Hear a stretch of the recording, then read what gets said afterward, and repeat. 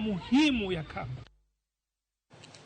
Kawadhi nyimere ni jalup jatend piny Kenya, Rigathi Gachagua kwero wacha mane jatend piny machon ne owacho ni jotelo mondo owe weche ma osekalo kendo ging'i weche masani ma jopiny Kenya kaloe. Ka Gachagua wacho ni ber ng'iyo gigo mane omiyo piny Kenya sani nitie lwasi marach mondo kik Kenya yudre kendo e otego makamano kendo keto tenge okenge mabiro konyo jo Kenya.